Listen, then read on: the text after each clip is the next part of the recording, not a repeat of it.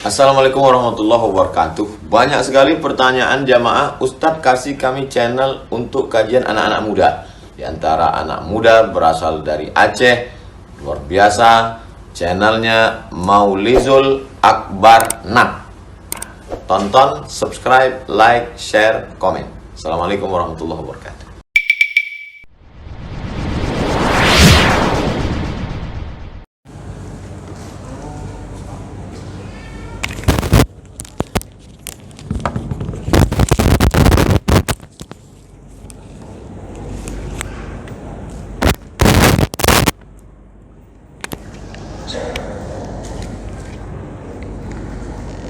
Assalamualaikum warahmatullahi wabarakatuh.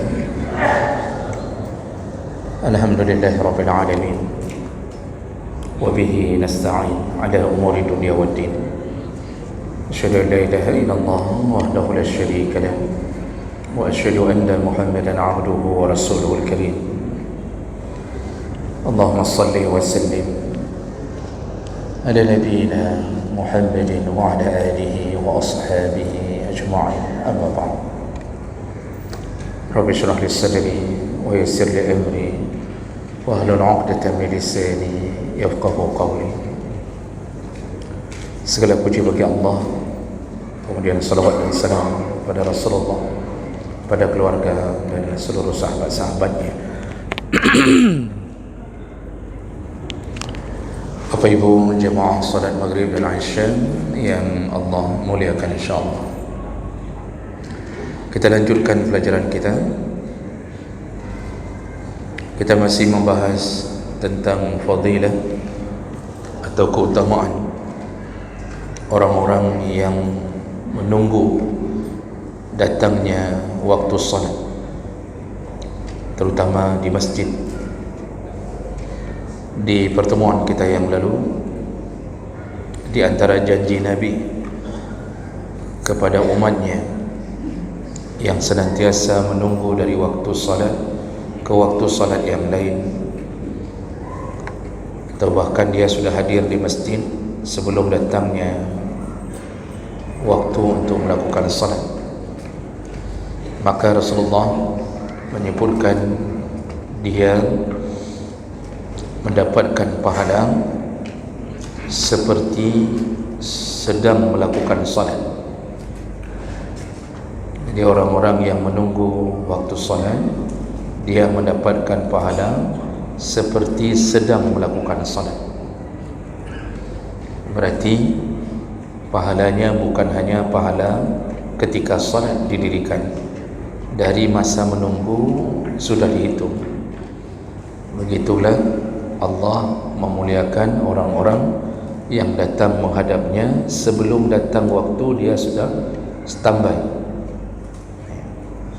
Dan ini juga berlaku bagi para perempuan yang bersiap-siap menunggu azan, setengah jam atau 15 menit sebelum azan sudah berwudu, lalu menunggu datangnya waktu salat. Walaupun mereka tak ke masjid, mereka mendapatkan pahala yang sama. Baik, kita lanjutkan berikutnya. Fadilah yang kedua bagi orang yang menunggu salat, yaitu diampunkan dosanya, ditinggikan derajatnya di surga. Ada beberapa riwayat hadis yang sahih, kuat sanadnya, derajatnya, yang menyatakan tentang kelebihan ini. Di antaranya hadis dari Jabir bin Abdullah radhiyallahu anhu qala qala Nabi sallallahu alaihi wasallam, Rasulullah berkata, ala adullukum ala ma yamhu Allahu bihi al-khataya wa yaghfiru bihi az-zunub wa yukaffiru bihi az-zunub.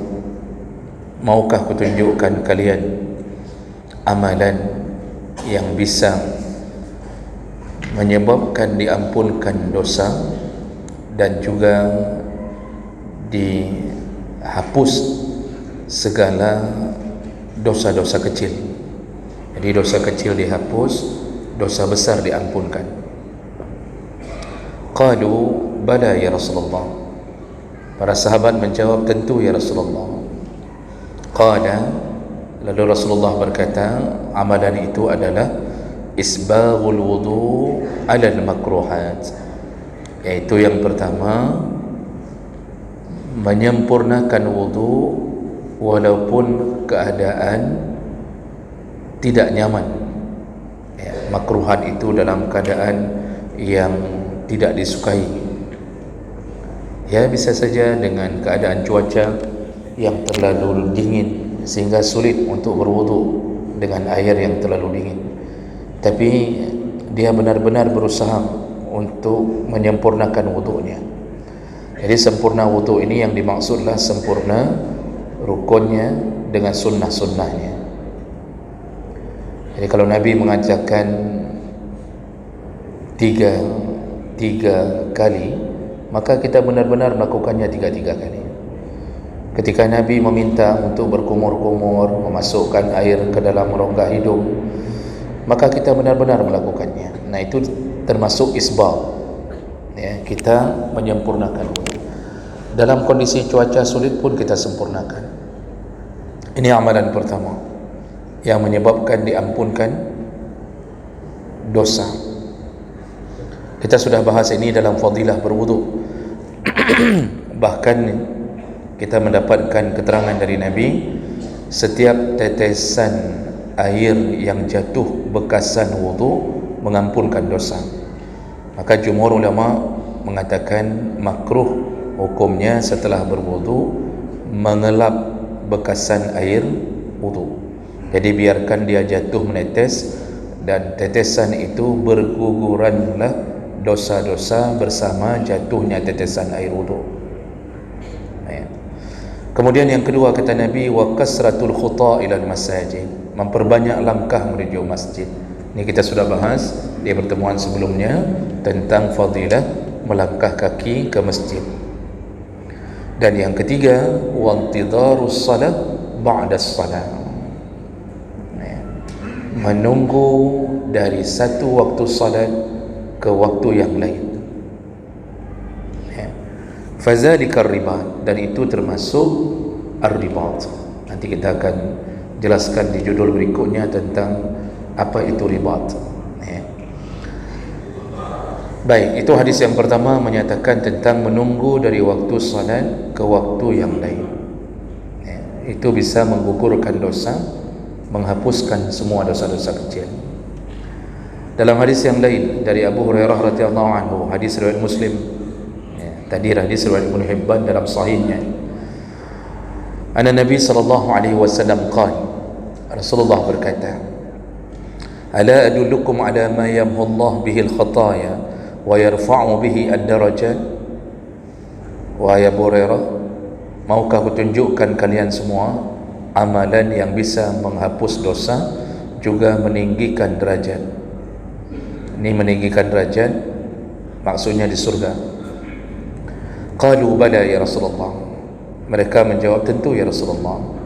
Nah, kemudian Rasulullah menyatakan perkara yang sama, yaitu menyempurnakan wudu walaupun dalam keadaan yang tidak disukainya, lalu memperbanyak langkah ke masjid, artinya berbolak balik ke masjid untuk salat, lalu kemudian menunggu intidar as-salah ba'da as-salah, menunggu dari satu salat ke salat yang lain. Hadis riwayat Muslim.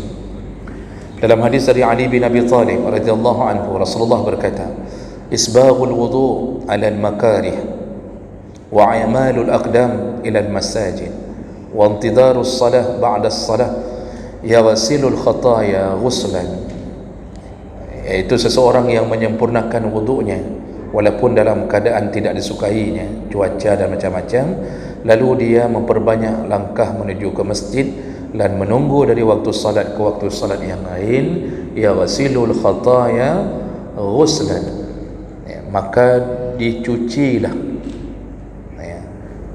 semua kesalahan-kesalahannya, benar-benar cucian yang habis, benar-benar dicuci, artinya betul-betul dihapuskan. Hadis riwayat Abu Ya'la Al-Bazzar dengan sahihnya. Nah, jadi jemaah melakukan Allah Subhanahu wa taala, ini beberapa hadis yang kita bacakan Maka kita mendapatkan keterangan bahawa di antara kelebihan yang didapatkan oleh orang-orang yang menunggu dari satu waktu ke waktu yang lain, yaitu dipastikan mereka diampunkan dosa, lalu ditinggikan derajat. Kita sudah pernah menjelaskan bahawa hadiah Allah yang paling indah itu adalah pengampunan dosa. Daripada diberikan pahala, ni kalau kita sandingkan, kita kan ada dua ni Pak, selalu kalau bukan diampunkan dosa, diberikan pahala. Seandainya kita sandingkan, mana lebih utama, diampunkan dosa atau diberikan pahala, maka diampunkan dosa lebih utama. Karena kalau sudah diampunkan dosa, sekecil apapun pahala tetap menjadi pemenangnya. Ini kita dosa tak bisa kita hindari Pak. Itu jaminan, tak ada yang bisa menghindari dosa.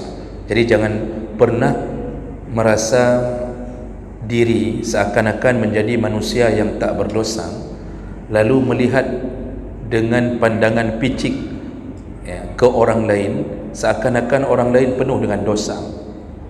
Ini ada yang model-model sifat begitu. Baru dapat hidayah, taubat, baru dengar ceramah 3 kali, lalu kena doktrin, langsung berubah menjadi orang-orang yang memandang rendah amalan orang lain dan mulai merasa diri paling sempurna. Malah itu, sifat itu malah jatuh ke dalam dosa yang baru.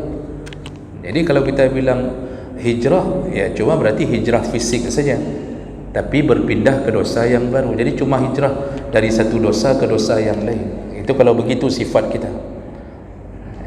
Kita ini jangan merasa aman dari dosa. Fala ta'manu makrallah, fala ya'manu makrallah ila al-qaumul khasirun. Jangan merasa aman daripada ancaman azab dari Allah. Karena orang-orang yang merasa aman, maka dia termasuk golongan orang merugi.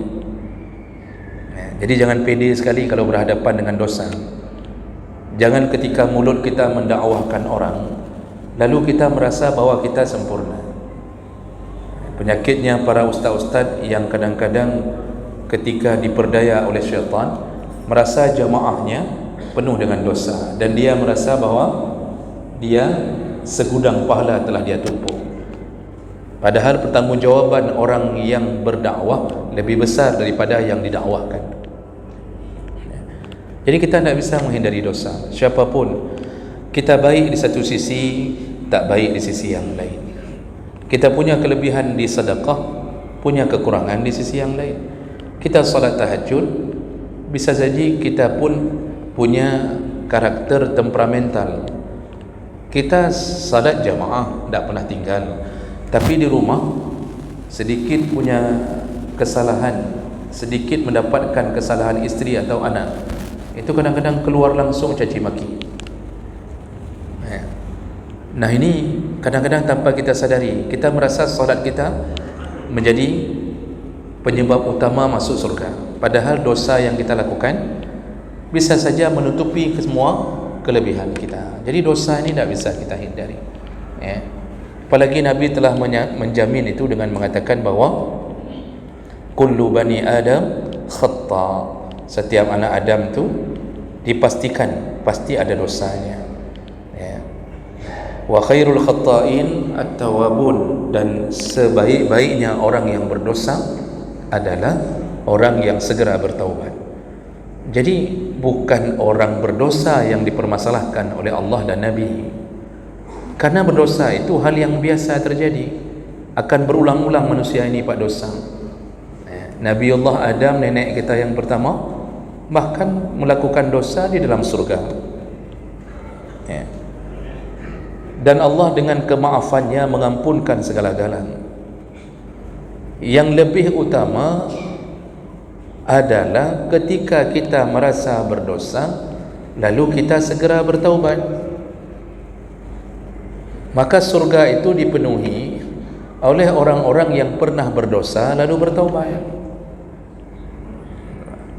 surga itu dipenuhi oleh orang-orang yang pernah berdosa atau merasa diri berdosa, lalu dia bertaubat.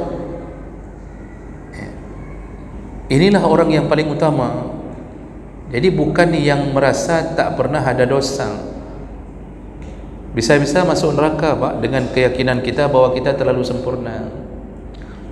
Karena kita penuh dengan dosa, tidak bisa kita hindari, maka kita perlu ada trik atau cara-cara agar dosa kita diampuni. Ini dosa jalan terus. Bagaimana caranya agar berhadapan dengan Allah dalam keadaan dosa-dosa itu sudah tidak lagi tertulis atau sudah dihapus? Maka ikuti petunjuk Nabi. Ini bukan bermakna kita setelah mengikuti petunjuk amalan ini lalu kemudian kita menyatakan nanti aman, kita buat lagi dosa lalu nanti kita wuduk lagi dengan sempurna, kita tunggu lagi dari satu waktu salat ke waktu yang lain diampunkan lagi. Bukan begitu maksudnya. Artinya orang yang sudah terjebak di dalam dosa maka segera bertobat. Dan salah satu cara yang paling ampuh mengampunkan dosa-dosa kita adalah menunggu dari waktu salat, dari satu waktu salat ke waktu salat yang lain. Jadi jemaah Allah, sungguh benar-benar sebuah kebahagiaan di saat kita di akhirat kita mendapatkan kenyataan bahawa dosa-dosa kita telah diampunkan. Itu kegembiraan yang luar biasa. Karena semua orang memohon-mohon agar tidak ada sesuatu yang memberatkan timbangan yang sebelah kiri. Makanya dalam Ramadan, ketika Aisyah bertanya kepada Nabi SAW, "Ya Rasulullah, seandainya aku berada di malam Lailatul Qadar atau aku menemukan malam Lailatul Qadar, maka apa yang ku baca ya Rasulullah? Apa yang seharusnya aku minta sama Allah?" Apa jawaban Nabi? Ucapkanlah, "Allahumma innaka afuwun tuhibbul afwa fa'fu anni." Ya Allah, sesungguhnya Engkau maha pemaaf, tuhibbul afwa, dan Engkau menyukai maaf, fa'fu anni, maafkanlah aku. Itu malam terbaik dari seluruh perjalanan hari, seluruh perjalanan malam. Malam terbaik Lailatul Qadar. Yang disuruh minta sama Nabi, minta maaf. Kenapa tidak minta, ya Allah berikanlah pahala yang menjulang selangit? Kalau pahala menjulang selangit, dosa pun ikut bersama dengan pahala, sama-sama menjulang selangit, itu belum tentu selamat. Maka salah satu fungsi malam Lailatul Qadar adalah minta supaya Allah memaafkan. Lalu kalau kita baca catatannya para ulama, mereka kemudian mengatakan, kenapa Nabi tidak mengatakan meminta ampun? Jadi kan Allahumma innaka afuun tuhibbul afwa, minta maaf. Kenapa tidak mengucapkan istighfar? Atau kita mengatakan, ya Allah innaka ghafur, Engkau maha pengampun, ighfirli, ampunkanlah aku. Kenapa tidak bilang itu di malam Lailatul Qadar? Kenapa innaka afuun? Itu diperbincangkan oleh para ulama. Jadi ulama ini Pak, itu membantu kita orang-orang awam ini untuk memahami Al-Quran dan hadis. Jadi jangan sampai kita melecehkan seakan-akan tidak perlu ulama, seakan-akan tidak lagi membutuhkan ulama, cukup dengan hanya kita memahami Al-Quran dan hadis versi kita sendiri, lalu kita merasa lebih hebat dari semua ulama yang telah berlalu. Kalau tidak ada ulama, tidak bisa kita tahu mana rukun salat, mana sunnah salat. Karena Nabi tidak pernah mengatakan ini rukun, ini sunnah, tidak pernah. Nabi kalau jelaskan salat dari A sampai Z, jelaskan tentang tata caranya. Jadi janganlah merasa lebih hebat, jangan merasa seakan-akan kita ini paling berilmu. Wa fawqa kullu zi ilmin alim, di atas orang yang berilmu ada lagi yang berilmu. Kalau bahasa pepatah kita, di atas langit ada langit. Jadi jemaah melakukan Allah, apa kata para ulama ketika menanggapi hadis itu? Mereka mengatakan Nabi tidak mengajarkan Aisyah meminta ampun, tapi meminta maaf, karena dalam bahasa Arab ada perbezaan antara ghufrun dengan afuun atau dengan afun. Ada perbezaan. Kalau minta ampun maka dosanya diampunkan, tetapi masih tercatat di dalam catatan. Jadi sudah kuampunkan kata Allah, itu kira-kira begitu, tapi tidak dihapus. Makanya nanti banyak hadis yang lain, Pak, ketika di akhirat Allah memanggil orang-orang yang sudah diampunkan, dibuka catatan amal, lalu dia melihat dia pernah melakukan dosa ini, kata Allah, ini di jam 7 pagi engkau menuju ke sini, kemudian engkau melakukan ini, melakukan itu lengkap catatan. Kalau kita bisa buat CCTV hari ini mengetahui kegiatan lengkap sampai detik ke berapa, maka bagi Allah itu hal yang kecil. Dia bisa melihat amalnya, lalu dia membenarkan, benar ya Allah, aku pernah melakukannya, engkau begini, engkau begitu, pernah. Lalu kemudian baru nanti di ujung Allah mengatakan, ku ampunkan dosa-dosamu, telah ku ampunkan dosa-dosamu, masuklah ke surgaku dengan ridhaku. Kan ada hadis, Pak, yang hadis disebut dengan hadis bitaqah, ketika seseorang bertemu Allah, hadis sahih, lalu Allah menampakkan catatan amal dan dia melihat sepanjang pandangan melihat catatan amal, yang ada cuma dosa, sehingga dia betul-betul merasa ketakutan di atas amalan itu, dan dia sudah hampir-hampir berputus asa. Ini dalam hatinya mungkin nyohan alaihi neraka. Kalau orang Aceh begitulah hatinya nanti, nyohan alaihi neraka alaihi. Dan setelah banyaknya dosa yang didampakkan, lalu kemudian Allah berkata, masih ada satu sisa amal salehmu, masih ada satu sisa amal salehmu. Dia langsung mengatakan, apa itu ya Allah? Lalu Allah menyuruh malaikat mengeluarkan satu amal salehnya dari catatan amal. Apa dia? Dikeluarkanlah kartu, tertulis kalimat la ilaha illallah. Lalu Allah mengatakan, inilah amal salehmu, engkau masih mengakuiku sebagai Tuhan yang tiada Tuhan yang berhak disembah selain aku. Lalu dia berkata, ya Allah, apa gunanya satu kartu itu untuk menolong di antara dosaku yang banyak ini? Maksudnya dia merasa tak mungkinlah satu kartu itu bisa menolongnya.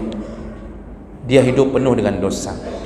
Di situlah Allah mengatakan kepada malaikat bahawa, wahai malaikat, letakkanlah kalimah la ilaha illallah itu, kartu dengan kalimah la ilaha illallah, di timbangan sebelah kanan, letakkan semua dosanya di sebelah kiri. Apa yang terjadi jemaah melakukan Allah? Ternyata kalimah itu memenangkan di atas timbangan. Lalu Allah berkata, ku ampunkan semua dosa-dosamu, masuklah ke surgaku. Begitu Nabi menjelaskan keadaan pengampunan Allah di akhirat.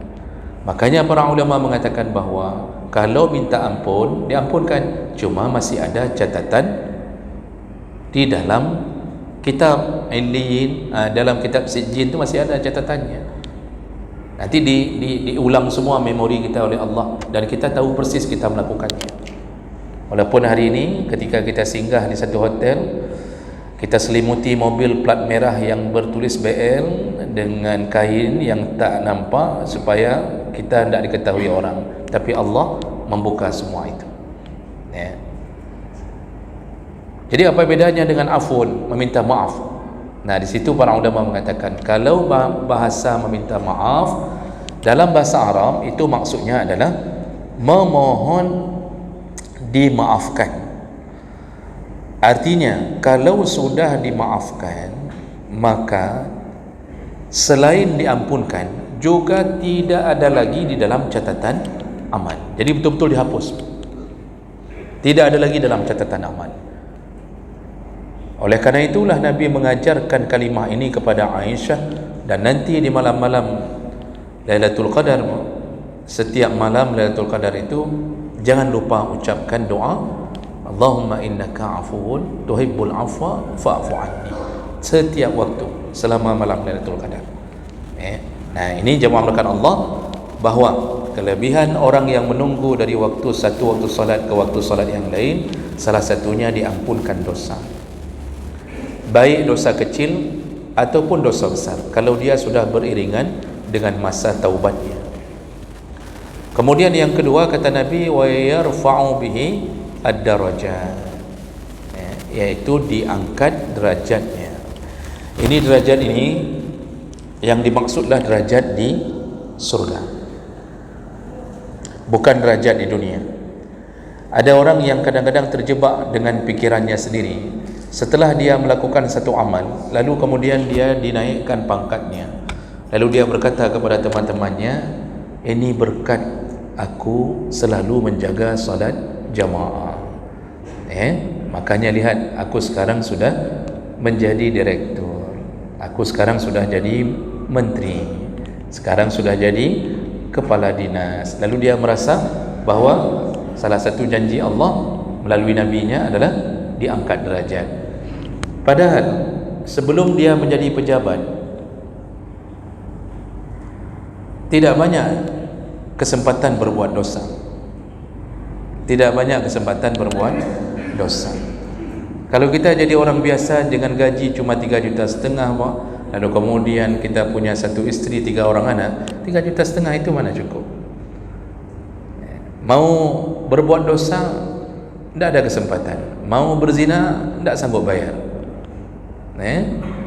Mau membeli benda haram, sabu itu 1 on, waduh saya on, aduh pegang.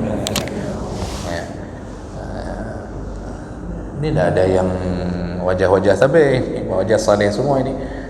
Enggak sanggup, enggak sanggup. Begitu sudah naik jabatan, gaji bertambah 3 kali lipat, itu belum lagi kena tunjang, belum lagi kemudian SPPD, kemudian belum ini, belum itu, uang tukin, uang macam-macam Pak, dalam sebulan bisa 15 juta, 20 juta. Semenjak itulah dia mulai bermaksiat. Makanya ada orang mengira naik jabatan adalah rahmat Allah, padahal itu malah ujian dari Allah. Cukup banyak isteri-isteri yang kemudian merasa menyesali setelah mendoakan suaminya naik jabatan. Dulu sebelum naik jabatan Pak, bersama isteri ni, oh Masya Allah, setianya kemana-mana berdua Pak.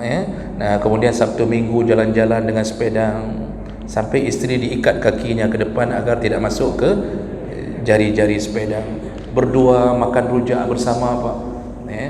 Itu sebelum dapat jabatan. Begitu sudah dapat jabatan, kemudian mulailah pikiran macam-macam muncul. Sudah. Tapi walaupun begitu, itu perbuatan halal menikah. Jadi kita jangan ribut-ribut Pak. Ada yang hari ini viral, isteri yang keempat. Kita jangan ribut, tinggal mengikuti jejaknya saja. Pak, itu apa kita ributkan orang yang menikah? Yang perlu diributkan itu yang berzina. Cukup banyak pejabat berzina yang diam-diam, dan itu kita tidak pernah ributkan.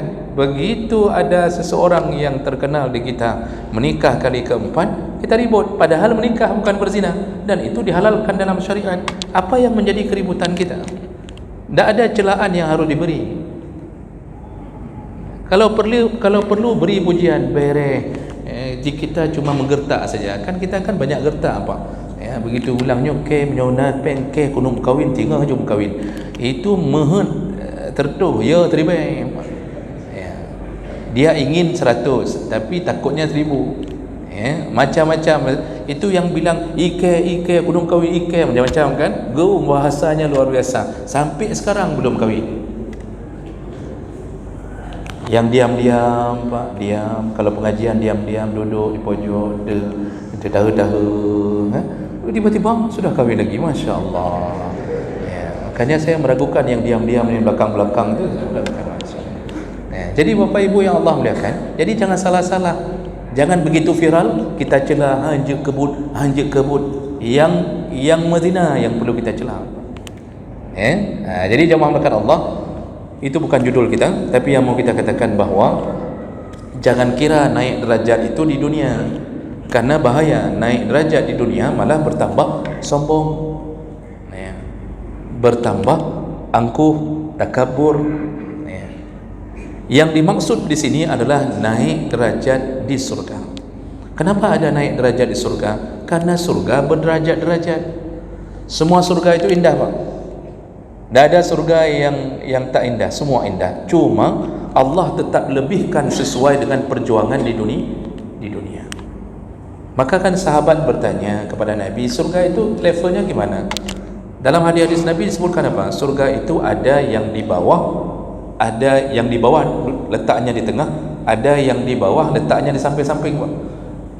Artinya bukan langsung di tengah kota kalau bahasa kita hari ini, tapi di samping-samping. Ya, mungkin sekitar daerah-daerah Nisam Antara gitu kan, daerah-daerah yang pinggir-pinggiran itu yang model di bawah.